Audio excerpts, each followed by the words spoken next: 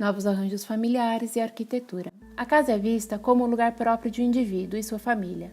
O modelo das relações familiares é base para o ordenamento das relações, atitudes e comportamentos e, consequentemente, os princípios de organização espacial da casa.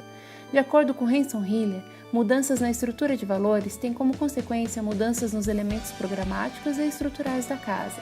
Logo, entende-se que o paradigma projetual da casa é o modelo familiar. A partir do século XX, principalmente no período de industrialização pós-guerra, foram vistos reflexos também no meio familiar, nas novas formas de organização das tarefas domésticas e no papel da mulher no lar.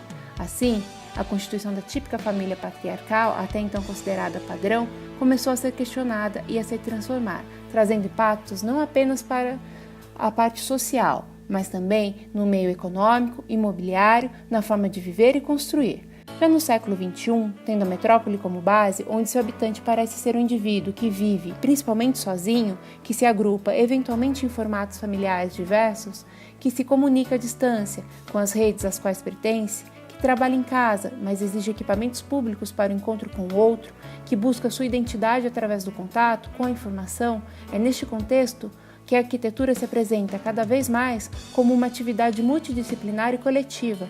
A habitação, enquanto um de seus principais objetivos de estudo, pode derivar, finalmente, para zonas muito incertas e dinâmicas, sujeitas às mais diversas mudanças trazidas por novas variáveis, tais como os novos arranjos familiares, a evolução das famílias e do modo de morar, a família patriarcal e a casa burguesa. A cidade desejada no século XIX não se parecia em nada com as cidades reais brasileiras.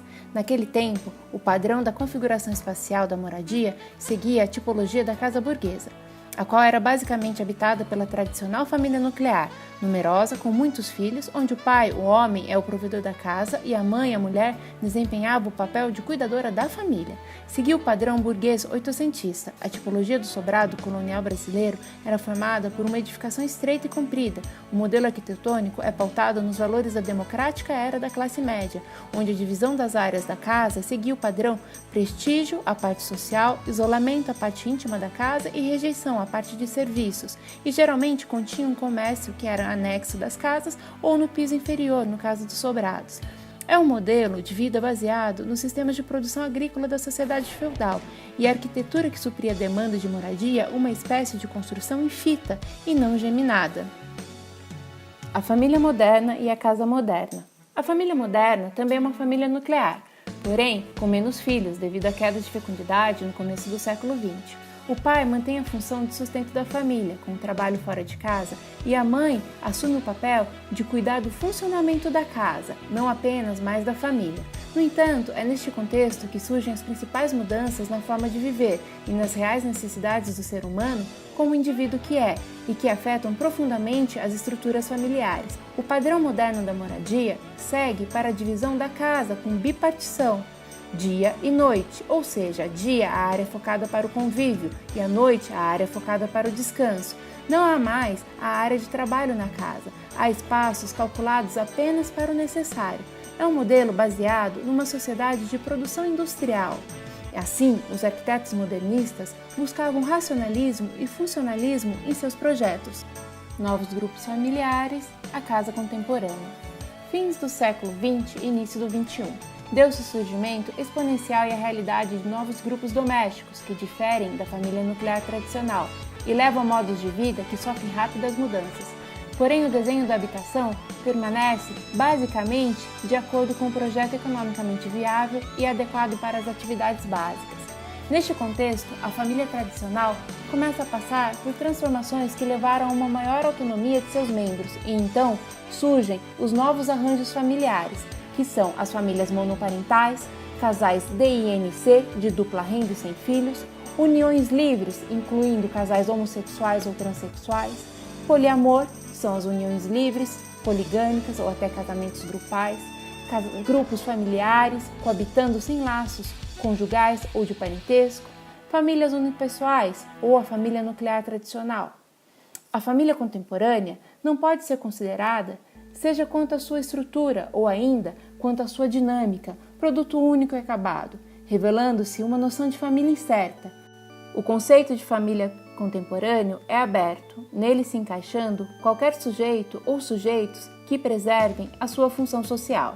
Assim, os novos grupos necessitam de novas configurações de espaço para habitação, onde devem ocorrer coabitação de diferentes gerações, utilização da casa como local de trabalho, estudo e lazer, alteração dos papéis de autoridade e hierarquia, a emancipação feminina, necessidade de privacidade e independência dos membros, flexibilidade, espaços com a mínima hierarquia possível, configurações adaptáveis, pois o arranjo inadequado da habitação aos novos modos de vida da sociedade geram problemas de ordem comportamental, como sobreposição de funções dos cômodos e comprometimento da privacidade. O desenho da habitação. A moradia deve ser repensada. Assim, para os novos arranjos familiares, podem surgir novos modos de habitar. Logo, para a família nuclear, que deixou de ser o modelo principal onde ocorreu a redução da fecundidade, com mais mulheres no mercado de trabalho e o responsável pelo sustento da família não é necessariamente o pai, os filhos atingem a independência mais cedo, se preza pela individualidade, teríamos um modelo mais segregado. Para a família monoparental, com origem de pai ou mãe solteiros com filhos e a crescente quantidade de mães independentes, sugeria um modelo de espaço compartilhado pelos filhos separado do espaço do pai ou da mãe. Já a habitação para famílias de uniões livres, de casais sem uniões legais, sem filhos, que prezam por maior liberdade e aceitação de uniões homoafetivas, sugere uma moradia com espaço amplo, unitário e sem impedimentos. Porém, a moradia para pessoas que vivem só, os solteiros, viúvos, separados, estudantes, entre outros, é um espaço que requer estrutura de equipamentos e tecnologia, além de total liberdade e identidade e domínio do morador. Para os arranjos de coabitação sem vínculos conjugal ou de parentesco, em grande maioria são as repúblicas de estudantes ou jovens que trabalham, e início de carreira, um ambiente simples e complexo, pois o caráter transitório da habitação desenvolve um nível de relacionamento e intimidade entre os moradores que geralmente são mais superficiais. O desenho diurno preza pela funcionalidade do espaço e o noturno pelo uso e descanso dos indivíduos. E por último, a tipologia para a terceira idade, que é a da solidão, geralmente requer um espaço grande, um cômodo vazio para guardar as lembranças, mas que seja multiuso, para trabalhos manuais e um bom banheiro, uma cozinha confortável, muitos armários, uma boa sala com televisão para suprir o ócio, acessibilidade e segurança. Assim, quanto à produção habitacional atual, devem ser observadas as demandas dos diferentes tipos de arranjos familiares. Por fim, é preciso considerar os modos de vida e a cultura de cada sujeito para promover uma habitação mais adequada à realidade desses habitantes. No Brasil, o modelo nuclear predominante até os dias atuais sofreu inúmeras modificações que não sugerem que a família esteja desorganizada, mas organizada de forma diferente, segundo as necessidades que lhe são peculiares. A própria organização da casa espelha a dinâmica do grupo. Logo, as novas formações familiares dependem no mínimo de espaços de habitação que assegurem a preservação da individualidade de seus membros, suas atribuições e muitas vezes seus novos hábitos e condições de vida, para então desenvolver assim uma arquitetura inclusiva e evolutiva à frente do nosso tempo.